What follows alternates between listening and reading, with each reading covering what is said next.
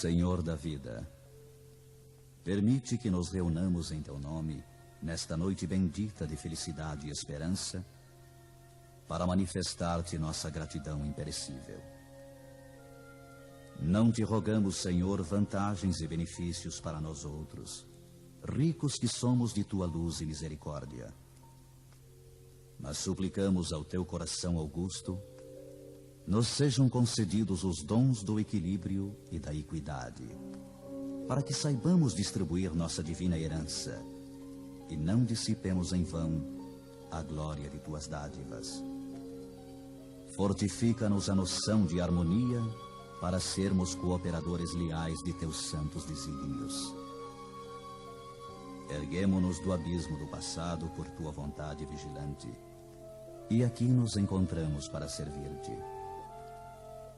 Entretanto, Pai, vergados ao peso das inclinações humanas, por nós cultivadas durante milênios, não prescindimos de Tua disciplina e de Tua força paternal. Dá-nos o clima sadio da libertação de nós mesmos. Magnetizados pelas nossas recordações do pretérito, nem sempre te compreendemos a vontade soberana e criteriosa. Anula-nos o personalismo inferior para que a consciência do universo nos esclareça o coração. Levanta-nos o raciocínio para mais alto entendimento. Faze-nos vibrar no campo de Teus divinos pensamentos. Puseste em nossa boca o verbo construtivo. Encheste-nos a alma de luz e tranquilidade a fim de colaborarmos em Tua obra. Deste-nos, neste pouso de amor fraterno, companheiros dedicados ao bem, e em torno de nossa tarefa pequenina, colocaste a multidão dos aflitos e sofredores. Ó Senhor, como somos felizes pela possibilidade de ministrar em Teu nome consolações e esclarecimentos. Contudo, nós te imploramos inspiração e roteiro, considerando as responsabilidades dos que te recebem a mordomia da salvação. Ensina-nos a agir desapaixonadamente. Infunde-nos o respeito pela autoridade que nos deste. Ajuda-nos a desprender a mente das criações individuais, para que te sentamos mais de perto no esforço coletivo da elevação comum. E toda vez que nossos atos traduzam interferência indébita do livre-arbítrio na execução de Tuas leis, repreende-nos severamente, para que não persistamos no desvio impensado. Somos Teus filhos frágeis e confiantes. Todas as Tuas resoluções a nosso respeito são excelentes e belas. Concede-nos, pois, bastante visão, de modo a enxergarmos nossa aventura em Teus desígnios, sejam quais forem. Somos servos humildes de Tua sabedoria gloriosa.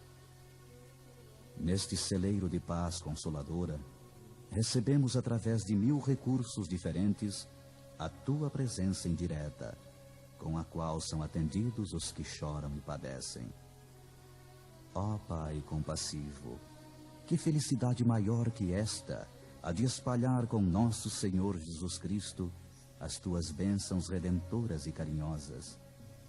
Que escola mais rica, além da que se localiza nesta casa, onde aprendemos jubilosos a exercer o dom sublime de dar, dilatando-nos a alegria, estimulando-nos a coragem, santificando-nos a esperança, Tu permites ainda, Senhor, que possamos atender ao coração interessado em lenir e confortar espíritos queridos que se perderam de nossa companhia no curso incessante do tempo. De alma voltada para a Tua magnanimidade, endereçamos-te reconhecimento sem termo. Sê louvado por todos os milênios dos milênios. Sê glorificado por todos os seres da criação. Teus servidores nesta casa de edificação agradecem-te as oportunidades preciosas de trabalho e esperam a continuidade de Tuas bênçãos. Que a Tua infinita luz seja refletida em todo o universo infinito. Assim seja.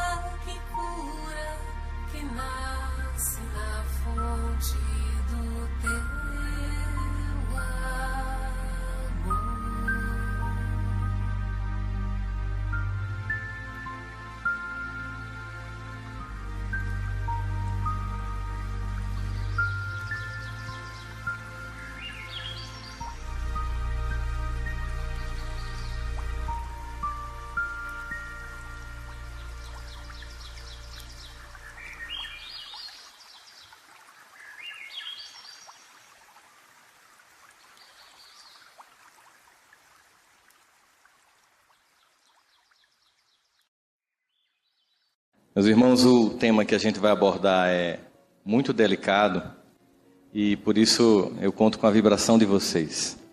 Porque aqui, nessa plateia, deve ter gente ou que ainda está muito depressivo, ou que já pensou em se matar, ou ainda pensa nisso. Aqui, desencarnados, estão irmãos nossos que no momento de fraqueza não conseguiram resistir a um convite nefasto e saíram da vida física, mas que já sabem, porque estão aqui desencarnados, que Deus nunca desiste, jamais, de nenhum de seus filhos. E essa é a mais consoladora das mensagens que o Cristo nos traz no seu Evangelho, com a sua própria presença em nosso mundo, indo até o final da sua tarefa, fazendo um sacrifício que nos exime de qualquer outro ritual ou sacrifício, já que uma vez Ele mesmo fez a grande caminhada e a grande jornada que nos inspira. Queria dizer da alegria, esqueçam a ideia de mundo de regeneração. Precisaria ser espírita para, analisando os acontecimentos do planeta no momento, chegar à seguinte conclusão: estamos vivendo um tempo de crise?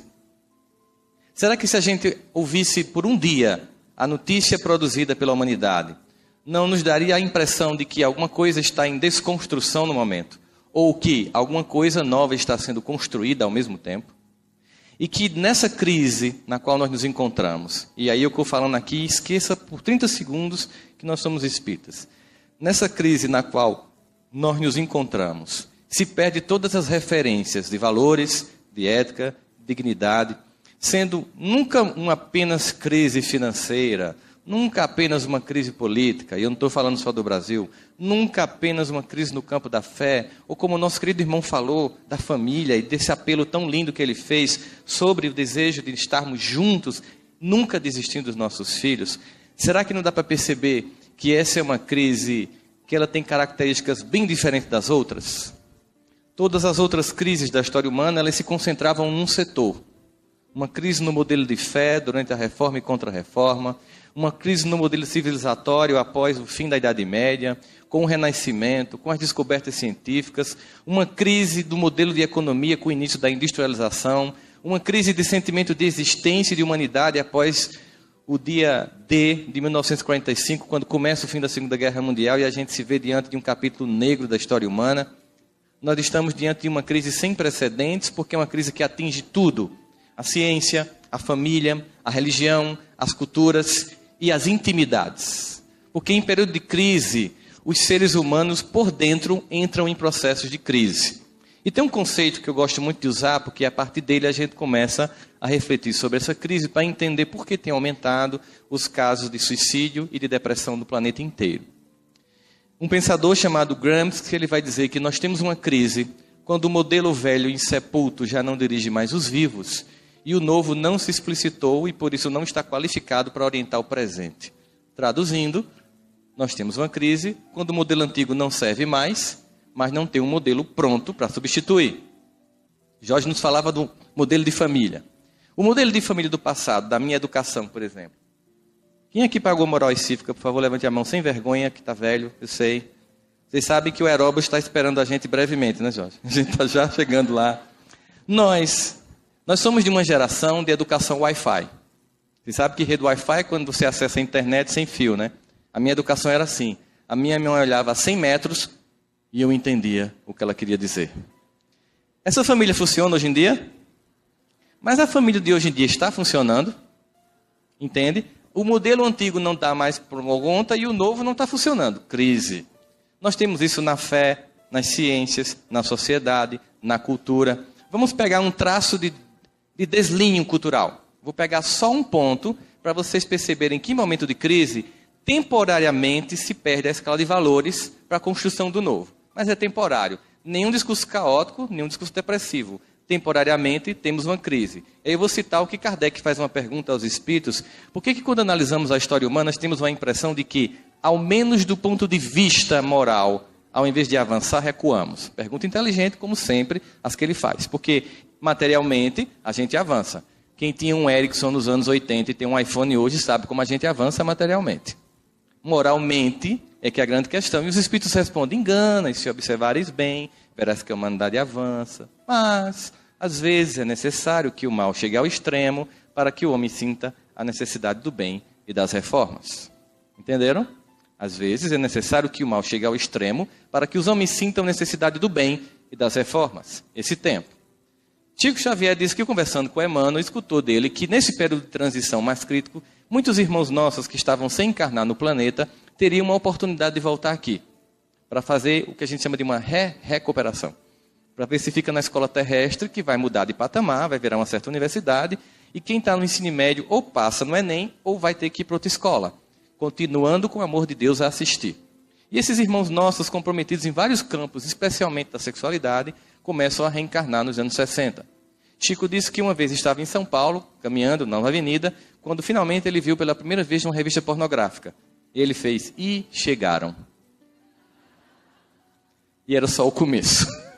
Se ele estivesse aqui hoje, ele ia ver que eles estão, parece aquela assim, está dominado, está tudo dominado. Esse temporário momento em que o mal dá sua última festinha de despedida, porque o bem sempre impera, o dia sempre amanhece. E a gente observa isso, a gente pegar um traço de cultura. Vamos pegar aqui dos anos 70 para cá, para a gente pegar um traço de cultura. Eu não vou falar da Vila Sésamo para não deprimir essa geração, mas a música que definia a minha infância, por exemplo, era assim: marmelada de banana, bananada de goiaba, goiabada de marmelo. Tem poesia? Tem letra? Tem melodia? Autor? Gilberto Gil. Depois veio a primeira paixão da minha vida, Simone. Ela não sabe que eu existo, mas eu fui apaixonado por ela. E a música que definia aquele início de programação infantil da minha já pré-adolescência era: depende de nós, quem já foi ou ainda é criança, que acredita ou tem esperança, quem faz tudo para um mundo melhor. Tem música, tem poesia. Tudo estava muito massa até que nos anos 80 para 90, no mercado fonográfico infantil no Brasil, entra um fenômeno, cuja música tema desse fenômeno é de uma hermeticidade poética quase que shakespeariana. Mas eu acredito que vocês de Uberlândia podem me ajudar a interpretar a profundidade poética dessa música que diz: Hilari, Hilari, Larie, oh, oh, oh. Tem poesia, tem melodia. Começa-se a geração das músicas em que não se diz nada. Oh, oh, oh, oh. Aê, aê, aê, oh. Tava até bom, porque depois disso começou a descer na boquinha da garrafa e nunca mais parou. Quando a gente pensa que eles vão superar a capacidade de serem pornográficos, colocar o papel da mulher de forma chula e defender a ideia da traição, da vulnerabilidade, da desconstrução familiar, eles conseguem ser mais baixos ainda. É um tempo de crises. E em tempo como esse, ficamos vulneráveis. Mas nem todas as pessoas são vulneráveis do mesmo jeito. A gente observa que o que de fato gera angústia não é o evento, mas a reação que eu tenho a esse evento. Na mesma família, por exemplo, se tem um pai que é alcoólatra, e tem 5 irmãos, que são filhos desse pai, uns se traumatizam, um reproduz vir alcoólatra, o outro vai morar fora para fugir dessa angústia familiar, mas cada um reage de uma forma. Então, quando a gente pensa em depressão e suicídio, a gente pensa o seguinte, em algumas perguntas que eu pretendo tentar fazer a gente refletir hoje. Por que uns são vulneráveis às dificuldades da vida e outros não são? E por que uns se deprimem e se matam e outros não? E como construir competências para superar as dificuldades da vida? E, finalmente, qual é a proposta espírita cristã para uma vida equilibrada? É mais ou menos sobre isso que a gente vai tentar falar hoje aqui, começando a tentar explicar como as ciências do comportamento humano tentam descrever a vulnerabilidade psicológica. Entenda o seguinte, a partir do advento da psicanálise, se começou a estudar a angústia humana, a dor humana. E a contribuição de Freud e todos que vieram depois dele foi fantástica, porque até então não havia nenhum tratamento adequado para os transtornos emocionais. E por causa do avanço dessas pesquisas e da medicação que começou a ser desenvolvida, parte significativa em mais de 85% dos casos depressivos, com a medicação e tratamento adequado, o indivíduo sai do processo. Só que se concentrou tanto durante esse primeiro início da psicologia, da psicanálise, enfim, de todas as ciências do comportamento humano, naquela incapacidade, na incompetência, que se construiu muitas teorias para explicar as patologias, mas se esqueceu de construir teorias que explicavam as nossas competências. É muito fácil descrever quando alguém é incapaz, mas nunca ninguém conseguiu diagnosticar a competência humana. E hoje, essas ciências estão voltadas à chamada psicologia positiva para perceber o seguinte: por que uns são vulneráveis e outros não? Então, há competências que podem ou não ser desenvolvidas. A grande questão seria, a personalidade seria essa explicação para a gente de como se constrói um indivíduo capaz? Então, as primeiras questões da pesquisa foi, seria o QI, ou seja, a capacidade de inteligência da pessoa que definiria ou não a vulnerabilidade dela? Pessoas mais inteligentes são menos vulneráveis? Não, muito pelo contrário. A gente vê que, às vezes, uma inteligência desprovida de valores de espiritualidade torna o indivíduo propensamente depressivo, porque como ele vê de forma crua a sociedade sem fantasias, ele dói, ele sofre. Ele vê o mundo cru e sofre com esse mundo, porque ele não tem uma busca e um sentido de esperança. Seria então o ambiente no qual esse indivíduo foi criado, a educação que ele recebeu ali, seria a cultura? Por exemplo, os brasileiros seriam menos propensos à depressão que os suecos? Seria o gene, estaria na resposta genética de uma tendência familiar? Seria gênero, mulheres versus homens? Seriam orientações sexuais homoafetivas ou heterossexuais que definiriam mais ou menos competência para a superação das dificuldades da vida? Ou seria a condição social na qual eu vivo, uma família de classe média baixa, classe C, classe média alta, rica, enfim? Nenhuma dessas variáveis explica. Portanto, as pesquisas começaram a ser adiantadas até que chegou a um processo em que todas as teorias chegaram a uma conclusão comum. E é interessante isso, porque a gente sente, quando Kardec começa na construção da terceira revelação, a construir três aspectos, ciência, filosofia e religiosidade, né, que é a espiritualidade, o aspecto moral, nós temos a ideia de que a ciência está se encaminhando para a descoberta daquilo que já foi aventado pelos livros sagrados, mas que houve um distanciamento por causa da perseguição do conhecimento humano. Mas todas essas ciências do comportamento chegaram à seguinte conclusão: todos os seres humanos já nascem com alguma coisa pronta, intrínseca. Alguma coisa já vem no equipamento da gente. Algo vem inato. E não é igual para todo mundo. Varia de ser humano para ser humano. Então eles começaram a pesquisar. Como é que a gente pode encontrar essa variação? De onde é que vem? Aquilo que a gente chama de psicologia comportamental começou a entender que talvez essa variação viesse das experiências humanas acumuladas. Outros, da aprendizagem social, seria a capacidade de aprender com os outros. Os que trabalham com a psicanálise pensam na libido e nos impulsos inconscientes. Os que trabalham com a teoria da autorrealização, como Maslow, pensam que é um indivíduo que está dotado para a construção de competências. Os psicólogos evolucionistas pensam na questão dos genes diferentes, e os geneticistas, especificamente, pensam que seria aquilo que o Richard Dawkins criou como The Selfish Gene, o gene egoísta. O Richard Dawkins é o mesmo autor de Deus, um Delírio. Um livro em que ele argumenta fortemente a ideia de que as sociedades que acreditam em Deus são mais violentas do que não acreditam. Lamentavelmente, ele está equivocado. Exatamente nas sociedades onde não tem nenhum tipo de religião que se cometeu as maiores atrocidades e assassinatos de milhões de almas humanas. Mas é um livro importante ser lido porque lembrem-se que Kardec nos convida para ter uma capacidade de fé racional, argumentando frente a frente com a razão em qualquer época da humanidade. Os argumentos são interessantes e muitas religiões não têm respostas, mas nós temos. A partir, inclusive, das primeiras perguntas e respostas do Livro dos Espíritos, nós conseguimos dialogar com o autor de Deus, um Delírio, sem delirar nenhum momento com relação a Deus. Se começou então a perceber, se a variância não explica tudo por si só, haveria alguma coisa a mais? Quando a gente vai para um congresso de psiquiatria, de neurologia, de psicologia, que eles começam a falar que seria cultura, genética, e se você levantar a mão e fizer, e os gêmeos chipófagos? Aquelas crianças que nascem coladas e que estão sempre juntas, no mesmo lugar, no mesmo momento. Porque eu posso explicar que eu tenho 2 filhos gêmeos e que um ficou introvertido e outro extrovertido, porque um dia um ficou com febre, ficou em casa, e o outro foi para a escola. Mas aquele que ficou em casa pegou uma grande briga do pai e da mãe, e o pai bateu na mãe, e aquele evento por si só traumatizou, por isso ele ser introvertido e o outro é extrovertido. E os chipófagos, que estão sempre juntos, na mesma hora, no mesmo lugar? Aí eles não têm resposta, porque chegaram à seguinte conclusão, que esses equipamentos standard não explicam o que eles chamam de variação do ambiente não compartilhado. Ou seja, todas as pesquisas com apuro estatístico significativo sobre personalidade concluem que entre variância atribuída a genes, a ambiente compartilhado, a cultura, a sexualidade, explicam 49% da personalidade. 51% os cientistas não sabem de onde vem. Não espalha que é reencarnação, que eles estão chegando lá. Deixa eles pesquisar. Já sabem que não sabem. Já é um bom começo. Ou seja, 49% se explica aqui, materialmente falando. 51% não sei de onde vem.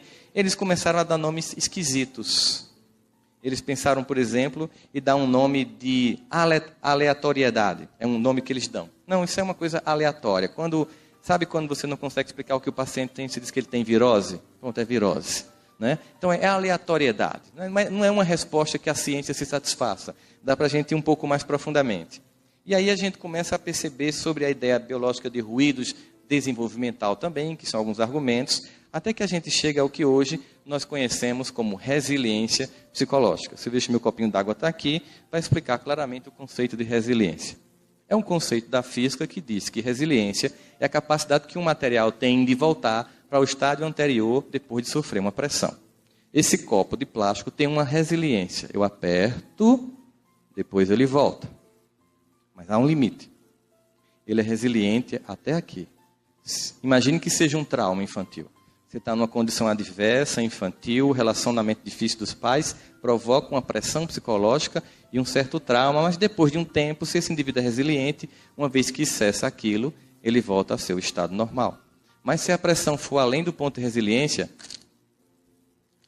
esse copo volta ao estado normal? Nunca mais. Então, o que faria alguns indivíduos mais resilientes do que outros? Eu acabei de destruir o meu copo de água, mas tudo bem. O que faria um indivíduo mais resiliente do que outro? Então, se começou um conjunto de pesquisas e se começou a agregar alguns conceitos, por exemplo, habilidade de voltar rapidamente para o seu usual estado de saúde ou espírito depois de passar por doenças, dificuldades, o que a gente chamaria de resiliência de caráter. Um exemplo claro de resiliência de caráter é a biografia de Chico Xavier, que tem aquela infância extremamente difícil, aquela convivência com a madrasta extremamente difícil, passa por todos aqueles sufocos que vão entre a tragédia e a comédia, porque a vida dele vai entre a tragédia e a comédia, mas não só a dele, a de todos nós. E, ao final de tanta dor, de tanta angústia, a resposta daquele homem é a transcendência. Porque ele sai, exatamente como no mito, que você falou no final, belíssimo, em homenagem ao sagitariano que sou eu, você colocou lá o centauro. Brincadeira. A ideia de que, mesmo ferido, ele serviu. Esse convite tão belo que nos foi feito aqui no final. Mesmo ferido, ele serviu. A grande questão é essa. Vamos tentar descrever esse ambiente. Estamos aqui na Acrópole, em Uberlândia. Estamos num evento cristão. Concordam comigo?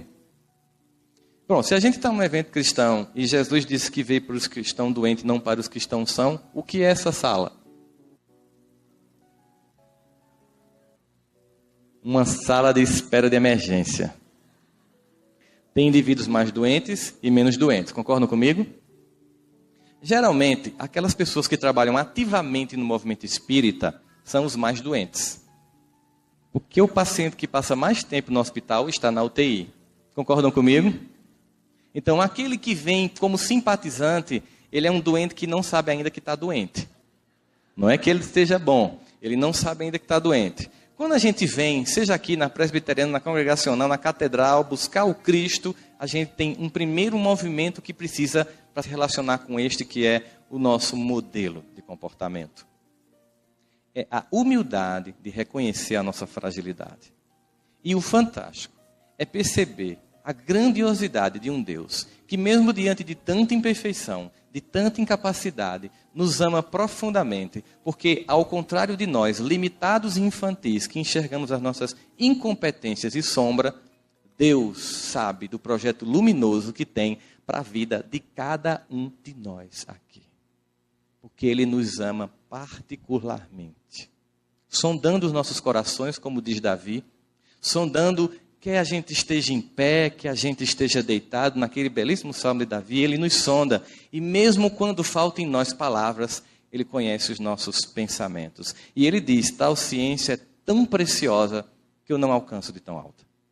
E esse Deus que nos ama profundamente, sabe que na nossa trajetória de crescimento, só há um olhar de doçura e misericórdia. Vamos imaginar como é esse olhar de doçura e misericórdia.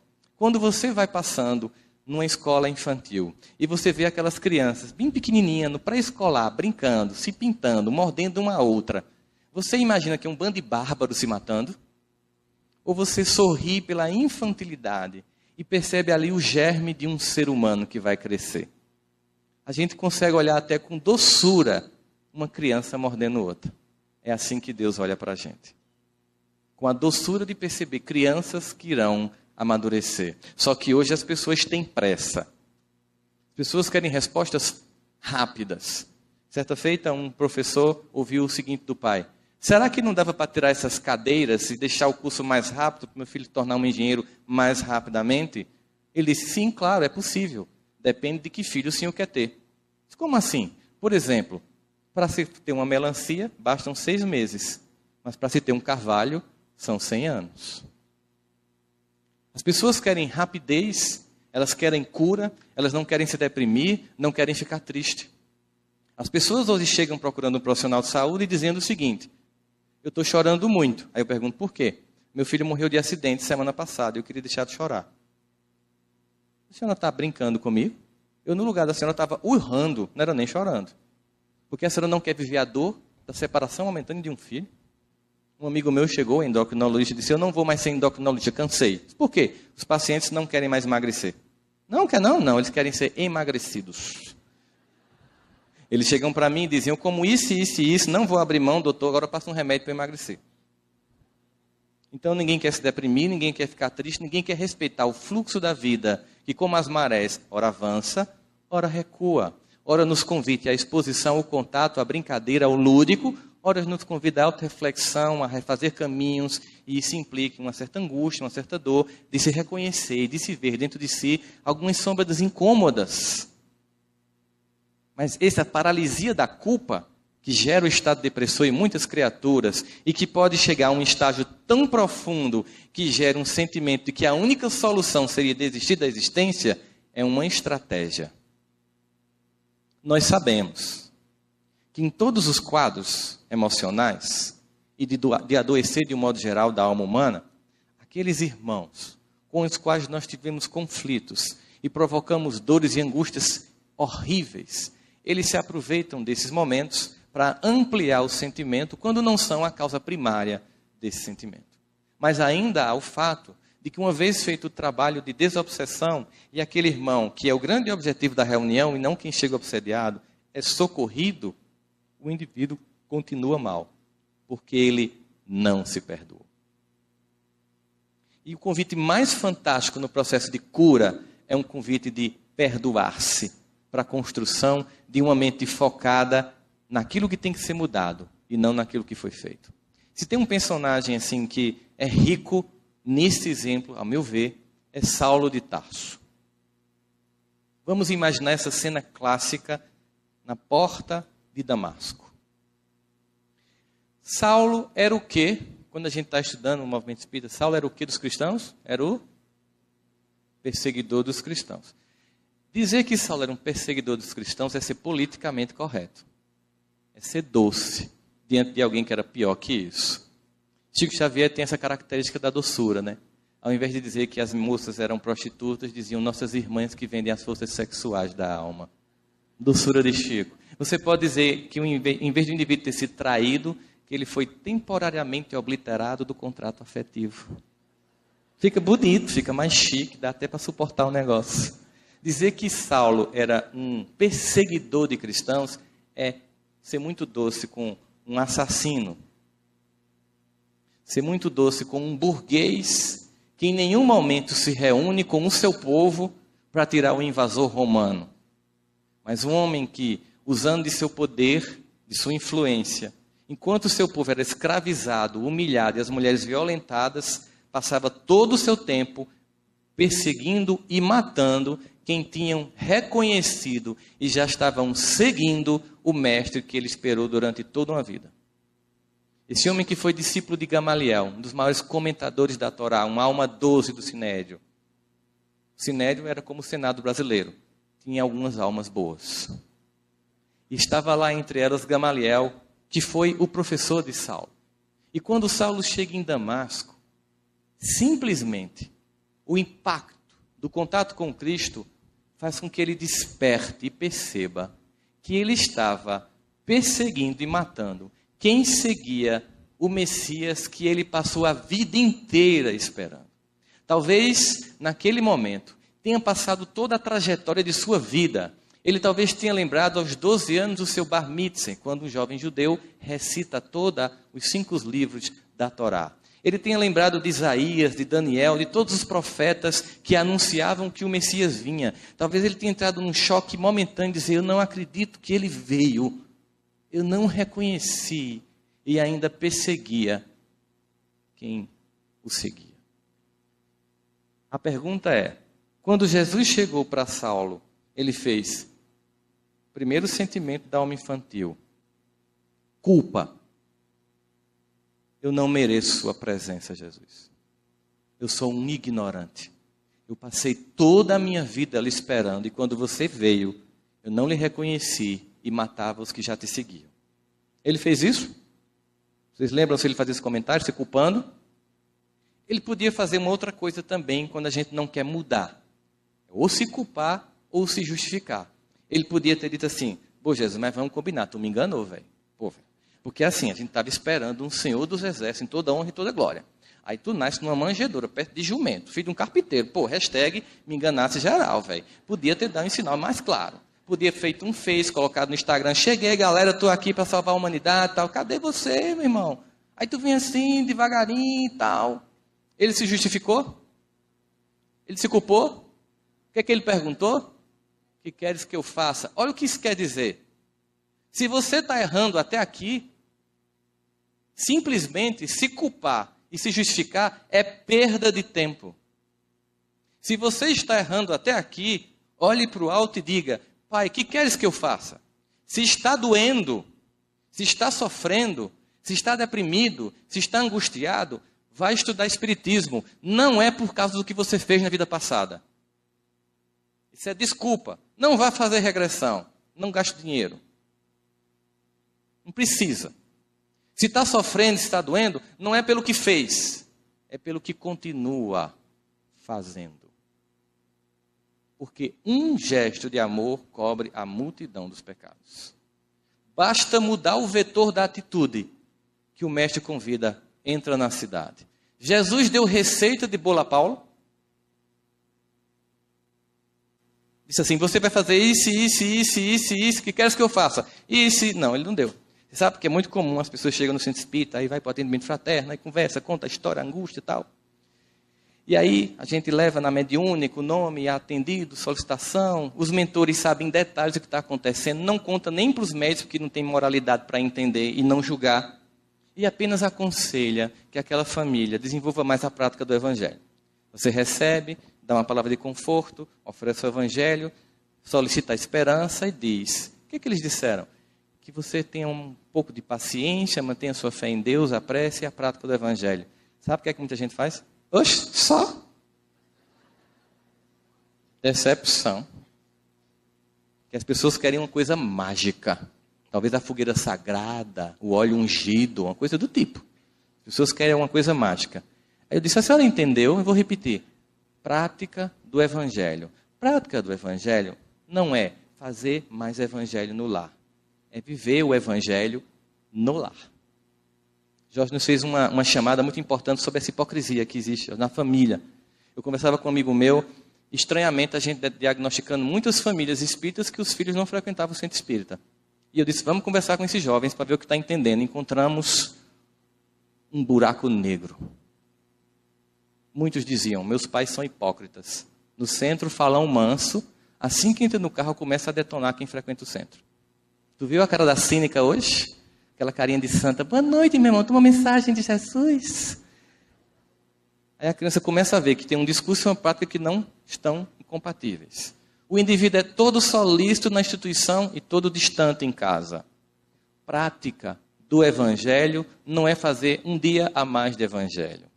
É vivenciar esse evangelho no ambiente mais difícil e onde tudo acontece, que é o lar. E nesse momento, a gente poderia se perguntar, Saulo pediu uma receita de bolo a Jesus? Vamos imaginar que ele resolvesse dar. Tá bom, já que você perguntou o que queres que tu faças. Vamos lá. Primeiro eu queria que você mudasse de nome. Saulo é muito judeu. Eu queria um nome assim mais cosmopolita. Paulo, acho mais legal, é mais greco-romano. Eu tenho um projeto para você, eu vou abrir franquias do cristianismo. Você vai inaugurar essas franquias. Você vai lá em Coríntio, na comunidade de Romanos. Você inaugura a franquia, passa lá 1 ano, fazendo treinamento, qualidade total, gerenciamento com as pessoas. Mas aí você vai para abrir outra franquia, para ninguém perder a qualidade do trabalho, você fica enviando cartas, porque não tem o WhatsApp, para manter a doutrina sã, as pessoas orientadas, porque vai ter um pessoal meio perturbado, porque o pessoal é tudo doente, você vai atrair um monte de doentes para essas igrejas que você vai fundar. Você vai viver do seu próprio trabalho, você vai perder essa sua pompa, essa sua circunstância, você vai ser abandonado pelos seus, você vai pedir comida onde chegar, vai viver da caridade alheia, você vai ser apedrejado, você vai fazer viagens com angústia, com sofrimento, você vai passar 3 anos no deserto só para baixar a crista, para que Cristo haja em você. Humildade. Depois você vai ser preso, e numa segunda prisão você vai estar em Roma. Muitos de seus amigos vão lhe abandonar, você vai escrever uma carta. A última carta, a segunda carta a Timóteo. Timóteo é um dos poucos que vai ficar com você. Você não conhece, mas vai encontrar com ele. Fique tranquilo. #Timóteo, gente fina, não vai te abandonar. O único que vai estar lá com você, além de mim, claro. Nessa cidade que você vai estar lá, chamada Roma, vai ter um homem chamado Nero. Ele vai ter um surto psicótico, sem diagnóstico e sem Rivotril para tomar. Ele vai tocar fogo na cidade. Quando ele tocar fogo na cidade, o Ibope vai cair desgraçadamente e ele vai fazer o que costumará fazer no futuro um país que eu ainda vou fundar, chamado Brasil, vão ocupar a oposição.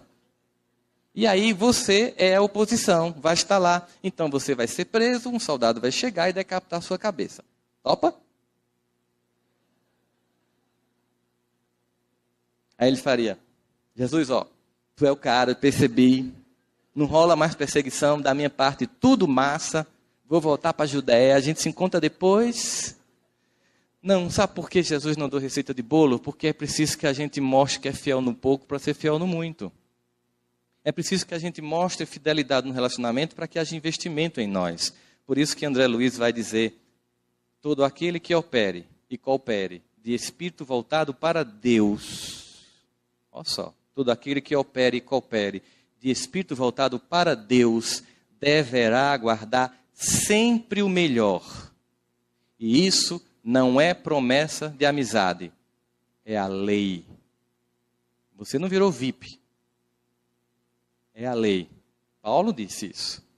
Todas as coisas cooperam para o bem daqueles que te amam. Foi esse homem que percebeu que despertar por Cristo não era uma coisa instantânea e automática. Que a angústia ainda estaria presente em nossa alma. Existe um salmo que foi escrito por Asaf, que é o Salmo 77, que ele revela um estado depressor. E é um salmo muito interessante porque, vocês sabem, são 150 salmos que são hinos, que são cantados na escadaria do templo de Jerusalém, enquanto as pessoas entravam para os rituais, para as ablações, para os sacrifícios, para os holocaustos a Jeová. E Davi conheceu, caminhando na região, um jovem chamado Asaf, que tocava símbolo. Símbolo é como se fosse pratos. Aquele mesmo símbolo que Paulo vai dizer em 1 Coríntios 13, ainda que eu falasse a língua dos homens e dos anjos, se eu não tivesse amor, seria como um símbolo que retina. Imagina um prato que não emite o som correto. Mas Asaf, ao contrário, era um jovem que tocava muito bem e fazia parte da comunidade dos levitas, das tribos dos levitas, e então Davi o levou para Jerusalém, para que ele fosse o regente do coral dos levitas. E dos 150 salmos, 105 são de Davi, 14 da família do Asaf, 7 deles. E o 73 e o 77 é interessante porque ele revela um estado de depressão em que ele diz, minha alma geme, não quero me consolar, me angustio e não consigo dormir, e não tem Rivotril para mim. Asaf está angustiado. E por que ele está angustiado? Porque ele está comparando a vida dele com a dos outros. Ele diz assim, por que é que os ímpios prosperam e o teu seguidor não? Sabe quando você tem assim, um vizinho ruim, corrupto, troca de carro, muda de casa, e você fala, meu Deus, eu não consigo nem comprar nenhum Fusca. Que coisa estranha, eu sou uma pessoa tão boa, tão decente, isso aqui prosperando, dá uma raiva. Porque a gente está fazendo o que ele estava fazendo no início do Salmo, medindo felicidade pelo olhar da matéria. Sentindo-se inferiorizado por se comparar com os outros no plano da matéria. Esquecendo que o objetivo e o projeto de Deus é muito maior. É um projeto de transcendência à eternidade. Por isso que os judeus esperavam um Senhor dos Exércitos que libertaria a Judeia de Roma e veio um Cristo para libertar-nos do jugo de todo o mal da humanidade por toda a eternidade. Naquele momento, Asaf vai dizer isso. De repente, no meio do Salmo, no versículo 10, ele diz, não, acordei, mudou-se a destra de Deus sobre minha cabeça. Na verdade, ele que mudou o pensamento e entendeu, Deus é pura e imensa misericórdia. Isso mostra, tanto nesse Salmo 77, que está já, digamos, convertido ao Evangelho do Cristo, que não significa mudar de religião, mas mudar de atitude. Não implica dizer que imediatamente a paz visita nossos corações. Começa o diagnóstico da doença e agora a profilaxia para a cura. Por isso que Paulo vai diagnosticar, numa carta que ele manda aos Romanos 7:22, quando ele diz, quando eu quero fazer o bem, o mal está comigo, porque segundo o meu entendimento eu tenho prazer na lei de Deus, mas dos meus membros opera uma outra lei que me deixa debaixo da lei do pecado. Ou seja, pô, já sei o que é certo. Eu fui para o congresso, eu fiz o ESD, eu faço sopão, campanha do quilo. Aí eu chego lá no trabalho e sou ruim igual aos outros, que coisa triste. Eu sei o que é o bom e ainda faço o que é o mal, ambivalência psicológica. Aí você entra na crise. A crise pode gerar um estado de depressão se você entrar na culpa. Mas se você entrar no que Joana de Ângeles nos propõe, troque culpa por responsabilidade, que foi o que Paulo fez. Tá bom, eu vinha fazendo tudo errado até aqui. A partir daqui, o que é que eu faço para acertar? O que queres que eu faça? Eu não vou perder tempo com o que foi. Vou perder tempo, não. Eu vou ganhar com o que vem. Eu não vou ficar mais punindo pelo que eu não sabia. Porque ele vai dizer isso nesta carta. Talvez um diagnóstico sobre sua própria condição. Quando na primeira carta, Coríntios 13, ainda que eu falasse a língua dos homens e dos anjos, que muita gente acha que é de Renato Russo, desculpa, não é dele, é de Paulo.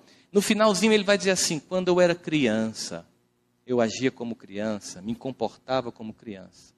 Mas agora que eu sou adulto, nada disso mais me convém. Traduzindo, tecla SAP. Antes de conhecer o Evangelho Redentor do Messias, do Cristo, a nossa mais alta esperança, eu agia como um ignorante. Eu vivia como um ignorante. Eu me pautava pelos valores de um mundo doente, que o próprio Cristo já dizia, jaz no maligno. Mas agora que eu conheço, nada disso mais me é permitido. Nada disso mais me convém, aliás. Porque ele vai até dizer, tudo até pode ser permitido, mas nem tudo me convém. É a seleção do que entra em mim, do que eu vivencio, que vai definir se eu sou um candidato ou não à depressão e à tentativa de suicídio. É quando eu seleciono que valor pauta a minha vida. Vocês terem uma ideia, nós estamos nesse ambiente. E as pesquisas na neurofisiologia dizem que aqui nós estamos captando 40 bilhões de bytes de informação. Mas só vamos reter 2.000 bytes de informação. Até o cantinho dessa sala, que tem alguma coisa, uma rachadura, o nosso cérebro está captando, mas ele tem que selecionar o que vai arquivar. Assim também é a alma humana. Numa sociedade como a nossa, em crise, em que se tem uma tendência muito grande de preponderamento, digamos assim, da execução ou da divulgação do mal, a sensação de depressão é terrível. Sobretudo levando em consideração nossa dificuldade. Aqui, quando a gente encarna, a gente incorpora nesse avatar, que a gente tem que devolver. Não sei se vocês sabem disso, lamento informar. Tem um prazozinho de validade que vai vencendo, a gente devolve o avatar. Esse avatar, chamado corpo físico, ele tem um cérebro que interpreta o mundo material para o mundo mental e espiritual. Mas ele é muito passível de enganar. Muito passível de enganar. Nosso cérebro não diferencia ficção de realidade. E eu não sei se vocês ouviram hoje de manhã, no café da manhã, alguém que estava vindo para cá, o evento que aconteceu numa cidade aqui próxima de Goiânia, de de Uberlândia. Uma mãe que tinha acabado de ter um bebê, mais ou menos 17 anos, com muita angústia, porque com essa história do Zika vírus, a angústia muito grande das mães com bebês ou grávidos hoje em dia, morando numa casa dessas que não tem forro, é telha, e o marido vigilante noturno, ela é exausta, depois de passar 2 dias acordada com um neném que estava com febre, dormiu na sala. De repente ela acordou num susto, porque um barulho na casa aconteceu, e ela percebeu e lembrou que tinha deixado o bebê sozinho no quarto. E ela relata que quando passou pela cozinha, já viu a porta aberta. E quando ela chegou no quarto... De novo, né, Rubens? Teve medo de novo, Rubens? Eu fiz isso para quê? Tem um propósito, gente. Primeiro, para beber minha aguinha, que eu quebrei meu copo. Mas, sobretudo, para provar a tese. A mente não diferencia ficção da realidade. Percebeu? Fiquem tranquilos, essa criança nem existe, eu acabei de inventar isso. Está tudo bem nessa família ficcional, mas vocês entraram no clima, imaginaram a casa. Vê como é fácil enganar a mente humana. Vê como é fácil chegar para você e dizer assim: ninguém te ama. Você não merece ser feliz. Você é burro, você é feio, você é incompetente, você é incapaz, você não presta. Se mata logo. Desiste. Para com essa dor de ser tão incompetente. A gente termina escutando. A gente tem que pensar que o mundo fica dizendo, você não vale nada. Mas Jesus diz, mas eu gosto de você. Porque a relação de Deus conosco, nessa representação simbólica deste filho amado dele, é que Deus não nos ama se nós formos assim. Deus não nos ama se nós passarmos num bom curso no Enem, se nós darmos orgulho à família. Deus nos ama apesar de, porque Cristo é o protótipo daquele que nunca desiste. Que é assim que nós devemos ser com os nossos, mas sobretudo conosco mesmo. É ouvir essa mensagem dizer, eu sei da minha imperfeição, mas o amor de Deus transcende minhas incompetências e me possibilita me resgatar. Porque eu estou aqui pela misericórdia infinita de um Pai que tanto me ama, que nem me faz lembrar do mal que eu fiz, para que eu tenha um mínimo de paz para recomeçar. Que é capaz de me colocar na família do meu algoz ou da minha vítima para transformar ódio em amor, que jamais quer se afastar. Por isso, não escutarei a trama que diz que eu sou incompetente, que eu sou incapaz, que eu não presto. Eu vou me concentrar num processo sereno de autodescobrimento. Joana nos diz o seguinte, o ser consciente é aquele que nem se culpa, nem se justifica, apenas se transforma. Olha a cena. Mulher, onde estão teus acusadores? Não sei, Senhor. Ninguém mais está aqui com as pedras na mão. Eu também não te acuso. Nem culpa, nem justificativa. Transformação. Vá, minha irmã, não volte a pecar. E se ela pecasse, ele desistiria dele? Dela? Não.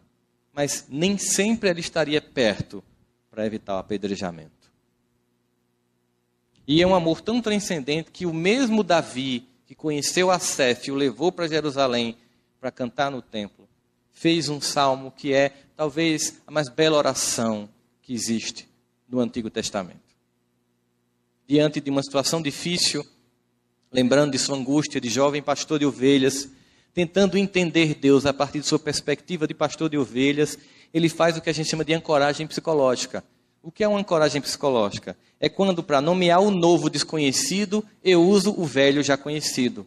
Por exemplo, quando pela primeira vez os seres humanos viram objetos voando de forma circular no planeta, chamaram de quê? Disco voador. Eu conhecia disco e conhecia capacidade de voar. usei palavras velhas para descrever uma coisa nova. Depois eu dei um nome novo, OVNI, objeto voador não identificado. Então Davi estava querendo entender como era Deus. Ele já tinha várias concepções de Deus dos profetas. Isaías que tinha estabelecido que Deus nem mente nem se arrepende, posto que não é homem para se arrepender. Ou seja, Deus não tinha humores que oscilava. Deus também não podia, por isso, odiar. Como antigamente se percebia. Não é que há incoerência na concepção de Deus nos textos. Há evolução conceitual de Deus nos textos. Não incoerência. E aí então ele queria entender esse Senhor dos Exércitos. Como era ele?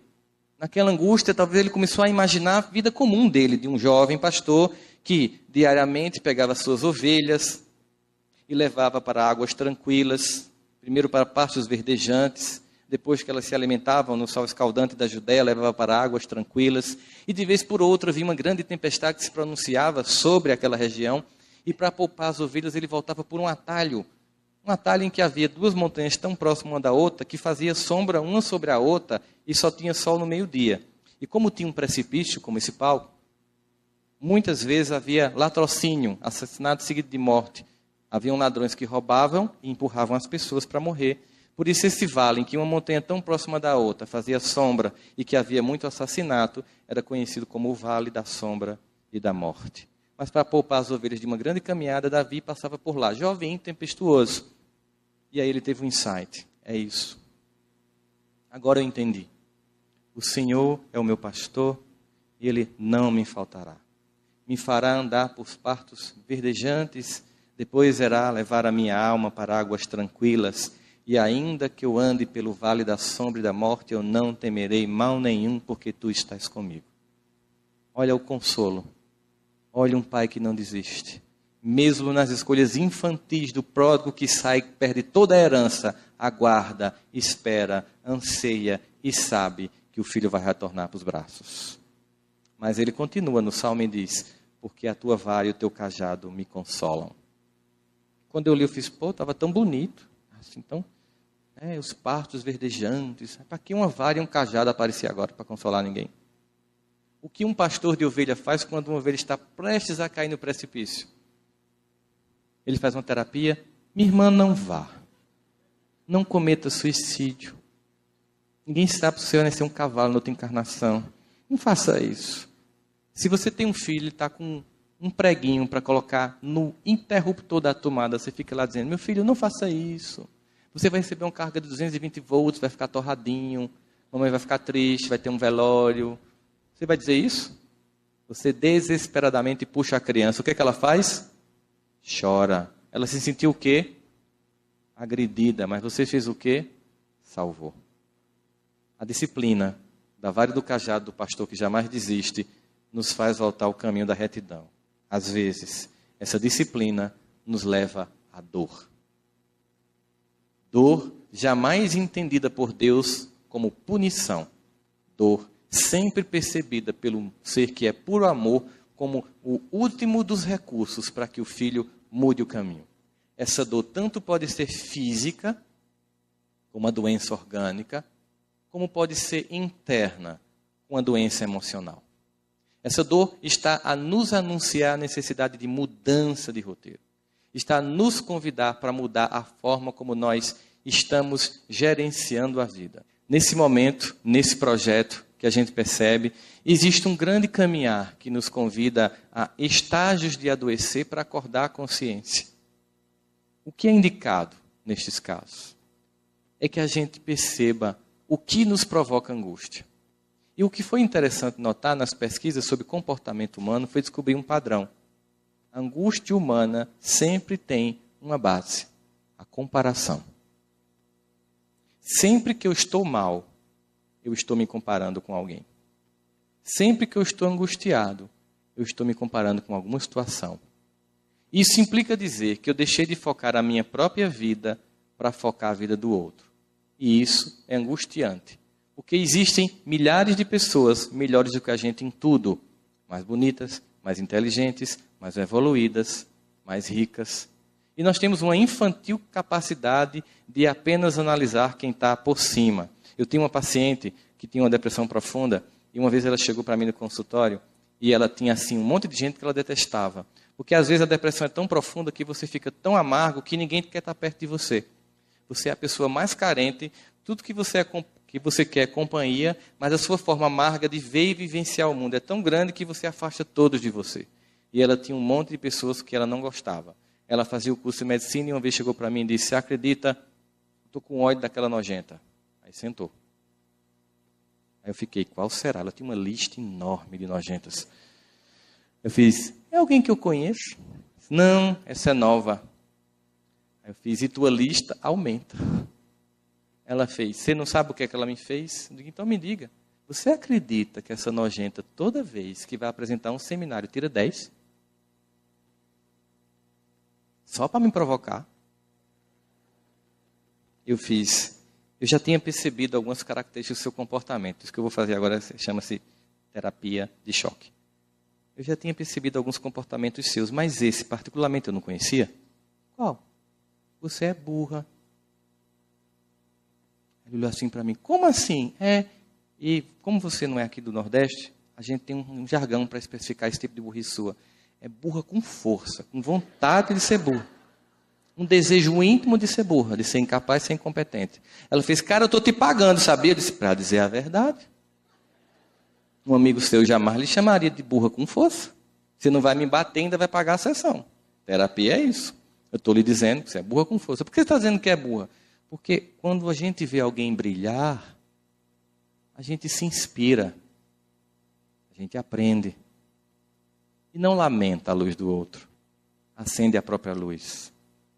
Quando a gente vê alguém brilhar, a gente pensa: a luz que brilha nele vai brilhar em mim, porque sou filho do mesmo Pai." Quando você vê alguém brilhar, você comemora, porque aquela pessoa começou a conseguir algo que você brevemente vai conseguir.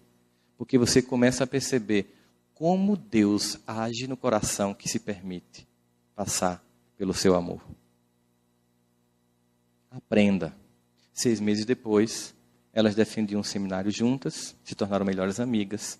Ela diminuiu a lista de inimigas. Porque se tivesse beijinho no ombro na época dela, ela cantava lá no consultório. Né? A ideia de concorrência, de olhar para o outro como um rival, de olhar para o irmão do lado como alguém que eu tenho que passar por cima no trabalho, isso gera angústia. De olhar o meu cunhado como alguém que eu tenho que ganhar mais do que ele, isso gera angústia. De olhar para a minha sogra como alguém que eu quero que pegue logo o aeróbus, isso provoca angústia. Nós estamos aqui para conviver com as pessoas nesse desafio constante e conviver com a pessoa mais difícil. Porque quando eu estou com raiva de alguém, eu posso dar um tempo. Pego o carro e dou uma volta, vou tomar um sorvete. Respiro, reconfiguro e volto. Porque isso é família. Família é aquele lugar que tem hora que você não sabe como suporta estar lá. Mas, sobretudo, que você não sabe como pode viver sem estar lá. Em que a gente oscila no mundo que vai entre essa angústia que Paulo detecta, da ambivalência psicológica. Por isso, quando a gente começa a diagnosticar esses sentimentos que nos faz sentir inferior, a gente pensa: eu preciso ser resgatado. Eu preciso acreditar em mim. Eu preciso olhar para mim com misericórdia e condescendência. Eu preciso desse olhar condescendente para comigo mesmo. E eu lembro que tem uma música que eu costumava cantar muito, né? Esse livro, o primeiro que eu lancei pela FEEG, o Auto Perdão, ele é um livro que eu trato muito de uma história que foi o perdão do meu pai, que era uma coisa que me deixava muito infeliz. Aquela clássica história de um pai alcoólatra que deixou uma família passando necessidade e fome. Eu era daquela geração que só tomava refrigerante no final do ano quando estava muito doente. Aquela geração que não comprava roupa, porque vocês sabem, pobre não troca de roupa, é a roupa que troca de pobre. Você vai recebendo de alguém, de alguém, de alguém, de alguém. Enquanto aquilo não vira um mulambo, alguém está usando aquela peste, aquela camisa desbotada que você costura. Uma vez eu recebi uma calça que não tinha zíper, minha mãe costurou, eu fui para um aniversário, bebi refrigerante, não pude ir para o banheiro porque simplesmente não tinha como abrir a calça.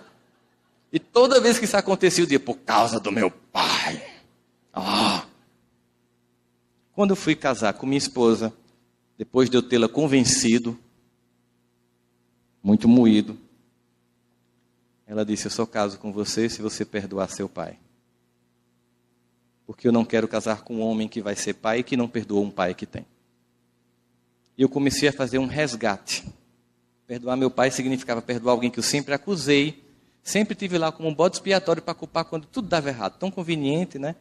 Eu já faço 30 anos de idade, culpa do meu pai. É tão conveniente esse discurso da vítima. E tinha uma música que eu adorava, que é uma poesia bonita, mas é a música da vítima. Veja só. Quando eu fui ferido, vi tudo mudar, das verdades que eu sabia, só sobraram restos, e eu não esqueci toda aquela paz que eu tinha. Olha a vítima, eu queria tanto estar no escuro do meu quarto à meia-noite, a minha luz, como dói. A vítima, alguém que não se responsabiliza sobre a própria vida e age. Alguém que encontra culpados para se sentir triste, mas não se responsabilizar e não agir. Alguém que não perdoa, não porque não pode, mas porque não quer. Porque quer continuar na condição de coitadinho. Enquanto a gente está assim, nada acontece. Porque Jesus pergunta, queres que eu te cure? Tem que haver uma disposição íntima nossa. Uma vontade pessoal de curar. Uma vontade de se sentir capaz de ser amado por Deus. Olha o amor de Deus como é infinito. Você pensa em Osama Bin Laden. E imagina assim, que Deus ama ele profundamente e não vai desistir dele. Que um dia, das dores do processo de autoexpurgamento no qual ele se encontra, ele será resgatado. Que um dia ele despertará a consciência. Que um dia ele desenvolverá competência, desenvolver a cura de uma doença para salvar tantas vidas quanto ele matou. E assim uma misericórdia infinita que se revela a cada momento de um Deus que jamais desiste. Nós precisamos ter paciência com a nossa própria existência. Precisamos ter foco com a nossa própria vida para perceber que esse amor é mais transcendente do que a gente pode imaginar. Eu lembro dos muitos momentos na minha vida em que eu pensei em desistir. Eu lembro das muitas vezes que a angústia tomava conta de uma forma tão forte que eu achava que a melhor solução era sair do cenário da terra. Mas ao mesmo tempo me vinha aquela sensação clara. Eu não posso desperdiçar a oportunidade que eu recebi. Quando eu comecei a equacionar algumas situações de perdão na minha vida, ao perdoar meu pai, finalmente eu percebi que eu nem direito de perdoá-lo tinha. Porque eu não tinha direito sequer de odiá-lo. Porque pelo fato de eu estar aqui, não importa tendo sido ele ou não competente na tarefa que ele tinha que ter cumprido, só o fato de eu estar aqui, pela vontade dele e da minha mãe, já gera uma dívida impagável. O que me só cabe ser reverenciar a eles. Sou eu aqui o resultado de um homem e de uma mulher, filhos de mais 2 homens e 2 mulheres, meus avós, nessa constelação que permite voltar à Terra para fazer algo diferente. Permite voltar à Terra para receber um novo convite. Permite voltar à Terra para ser um trabalhador da última hora, como todos nós somos. No momento de crise, de angústia, de desespero, em que almas inteiras perdem as vidas pela desesperança. E lembrar, nunca estamos sós. E lembrar, Deus jamais desiste de nós. E lembrar, Jesus está no leme. Toda essa angústia temporária passará. Toda essa dor temporária cessará. Porque um dia novo irá amanhecer. Estamos aqui construindo uma nova aurora e recebemos hoje um convite. Quando digo hoje, não é no congresso. Hoje, nessa existência.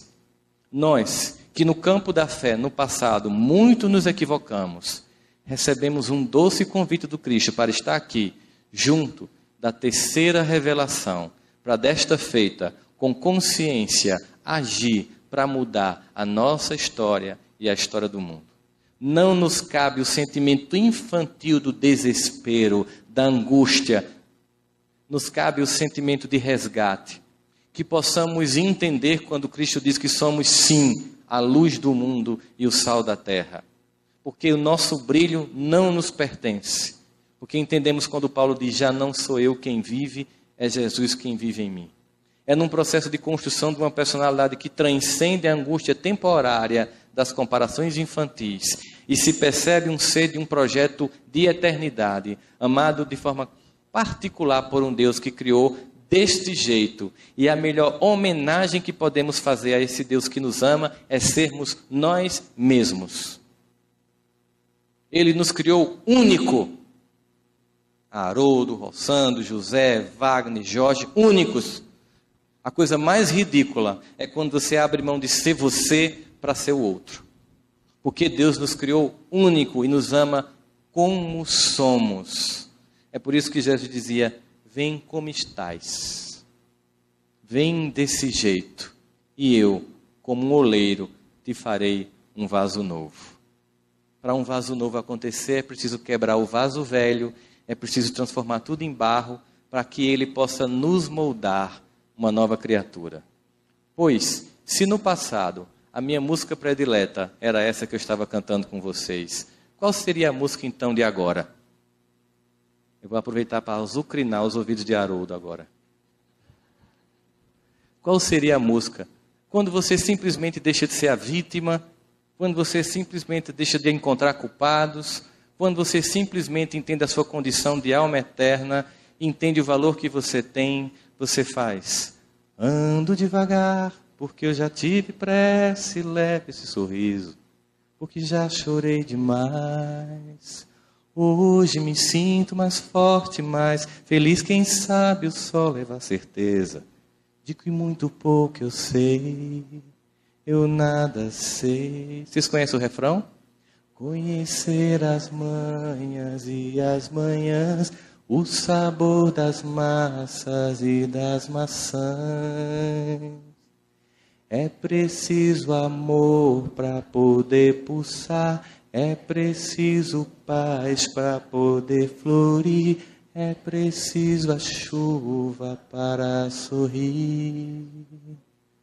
Cada um de nós compõe a sua história e cada ser em si carrega o dom de ser capaz e ser feliz. Nós não podemos delegar ao outro a tarefa de ser luz por nós. Nós não podemos delegar ao outro a tarefa de executar o perdão que nos pertence. Nós não podemos esperar que a salvação venha de fora, porque Jesus conta conosco para regenerar.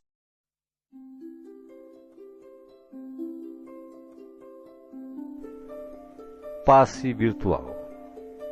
Depois de iniciado o passe, não pense em mais nada. Mentalize sua casa, sua família e seus desejos. Usando a sala de passe virtual do Instituto André Luiz, esteja convicto de que realmente precisa tomar um passe. Não use a sala somente por curiosidade. Visitando a sala por visitar de maneira informal, deixará de usufruir dos seus benefícios quando dela necessitar realmente. Utilize a sala com gratidão e respeito, como faria num centro espírita material. Aconselhamos a utilização da sala apenas uma vez por semana, salvo em caso de grande necessidade. Em silêncio, evoque a proteção de Deus e de Jesus para o passe. Desejando, após a invocação, rogue também o concurso do seu anjo da guarda ou dos espíritos superiores com os quais tenha maior afinidade. Procure afastar de sua mente quaisquer pensamentos negativos. Respire fundo, pausadamente, com calma e confiança. Prepare-se para orar. Ore com Jesus. Pai nosso que estás no céu, santificado seja o teu nome. Venha a nós o teu reino e seja feita a tua vontade, assim na terra como no céu. O pão nosso de cada dia dá-nos hoje. Perdoa as nossas dívidas, assim como nós perdoamos os nossos devedores. não nos deixeis cair em tentação, mas livrai-nos do mal, porque teus são o reino, o poder e a glória para sempre. Assim seja. Vamos dar início ao passe.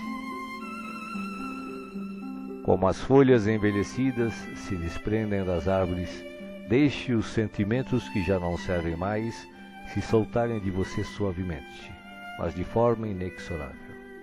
Pequenos pontos de sofrimento e que se chamam amargura, tristeza, raiva, decepção, se vão de sua mente um a um para não mais voltar. O vento da vida leva-os para longe sem que possam retornar e refazer o vínculo pernicioso. Pouco a pouco a árvore de suas emoções vai se esvaziando de negatividade até mostrar-se limpa e pronta para a renovação.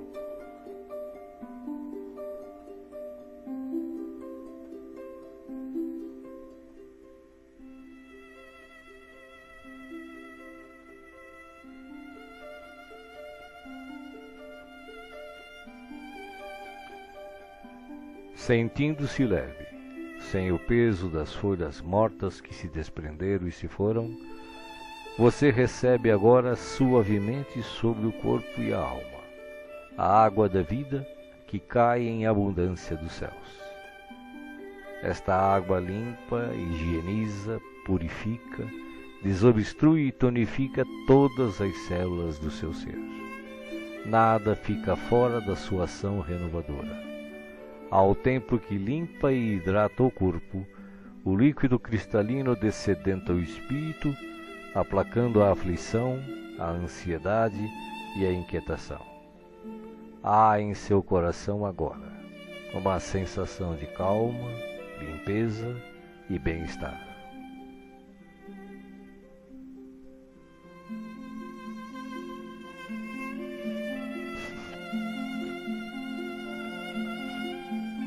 Um leve frio, e eis que o sol de Deus surge para aquecer e aconchegar. Os raios cariciosos penetram-no por inteiro, aquecendo-o ternamente qual um materno abraço, proporcionando conforto e segurança ao coração. Neste momento, o amor maior aquece o seu ser, afastando o gelo de toda e qualquer aflição. Nenhum outro sentimento que não o de alegria e confiança assomam à sua mente agora. Você está em paz, envolvido pelo calor que o protege.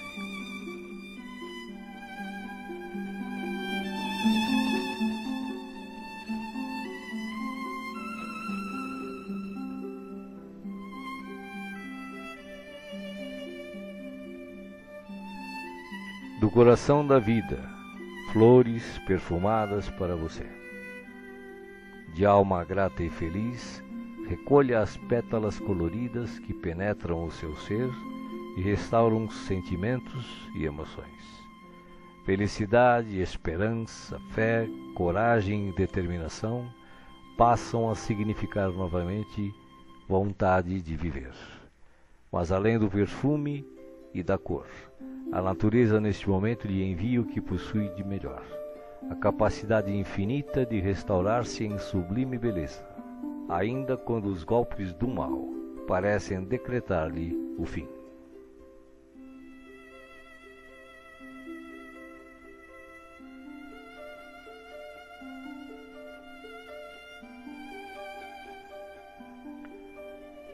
As mãos divinas estão repletas de luz. Suavemente a luz transborda e se derrama sobre você, como cascata dourada de indizível e ignota essência. A alma, pouco a pouco, se impregna de doce felicidade, permitindo o renascimento íntimo dos mais nobres propósitos de elevação, progresso e realização. Banhado em sublime força, você se entrega profundamente ao doador da luz, absorvendo as energias que darão a partir de agora novo e abençoado impulso ao seu viver.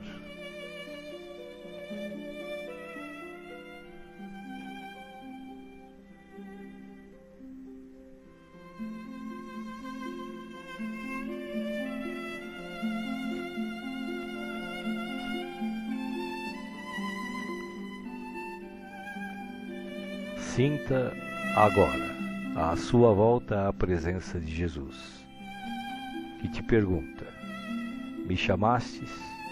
Estou aqui. O que queres de mim hoje?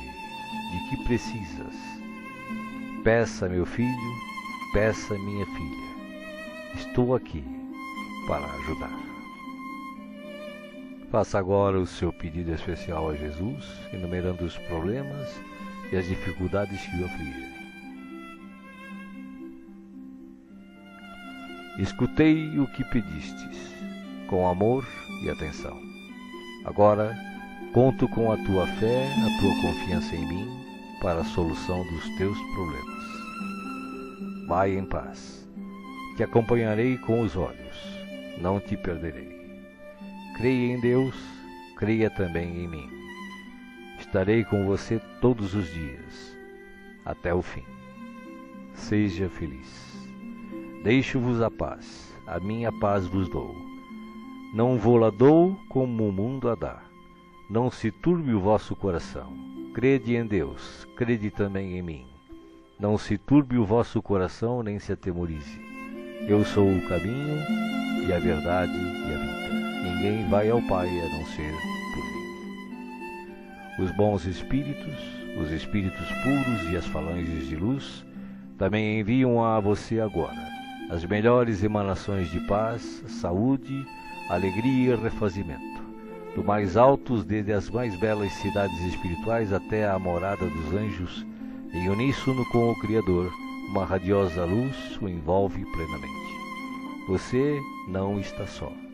O universo inteiro pulsa o amor de que se constitui, e este amor quer tocá-lo agora, em toda a sua plenitude, para que os problemas, as dores, as enfermidades e as dificuldades em geral sejam afastadas em favor da sua paz e renovação. Você está recebendo vida, vida em abundância. Guarde-a no coração.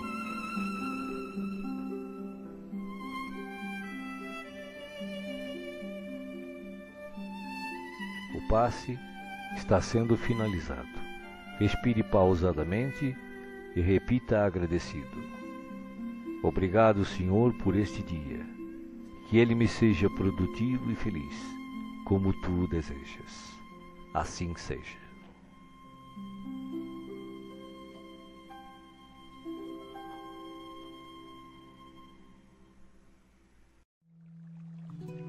Oração para a fluidificação da água.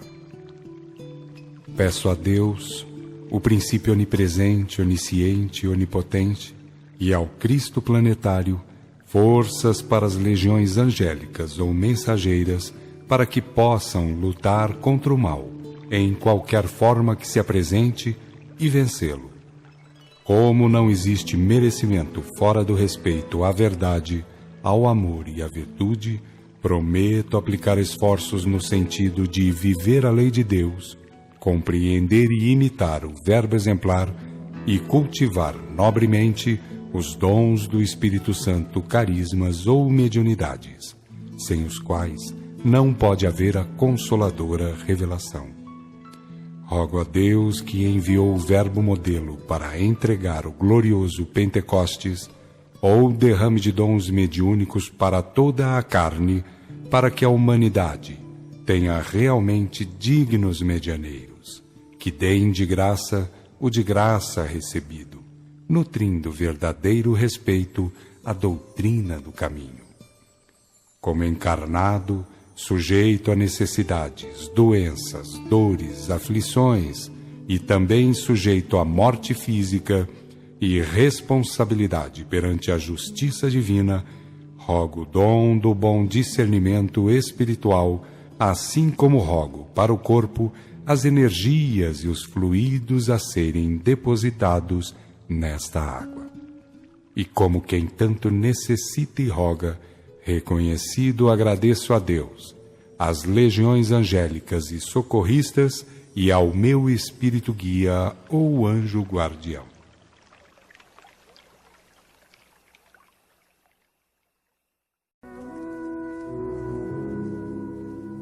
A ti, Senhor, nossos agradecimentos por esta hora de paz intraduzível e de infinita luz.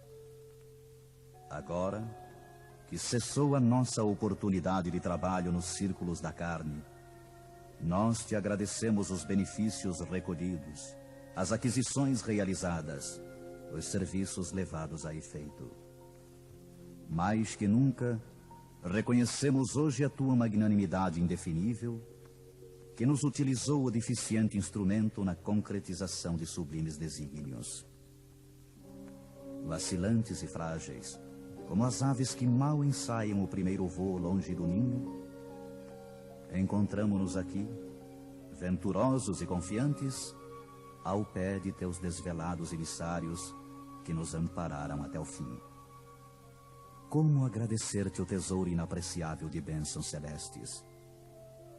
Teu carinho santificante seguiu-nos passo a passo, em todos os minutos de permanência no Vale das Sombras, e não satisfeito, teu inesgotável amor acompanha-nos ainda nesta retirada da velha Babilônia de nossas paixões amargurosas e milenárias. Nada fizemos por merecer-te assistência bendita. Nenhum mérito possuímos, além de boa vontade construtiva. Claudicamos vezes sem número, dando pasto aos caprichos envenenados que nos obscureciam a consciência. Falimos frequentemente, cedendo a sugestões menos dignas. Entretanto, Jesus amado, converteste-nos o trabalho humilde em manancial de ventura que nos alimenta o coração, soerguido para as esferas mais altas. Desculpa-nos, Mestre, a imperfeição de aprendizes, traço predominante de nossa personalidade libertada. Não possuímos nada de belo para oferecer-te, ó benfeitor divino, senão o coração sincero e humilde. Recebe, ó Mestre, como demonstração da confiança de teus discípulos pequeninos, e enche-o de novo com as tuas sacrossantas determinações.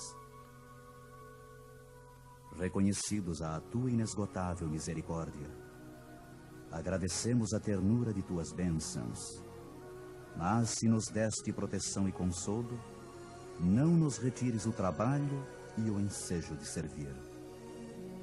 Conduze-nos aos teus outros apriscos e renova-nos por compaixão a bênção de sermos úteis em tua causa.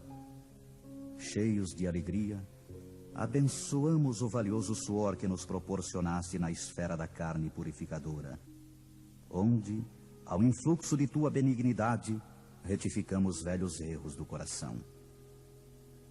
Bendizemos o caminho áspero que nos ensinou a descobrir tuas dádivas ocultas. Beijamos a cruz do sofrimento, do testemunho e da morte, de cujos braços nos foi possível contemplar a grandeza e a extensão de tuas bênçãos eternas.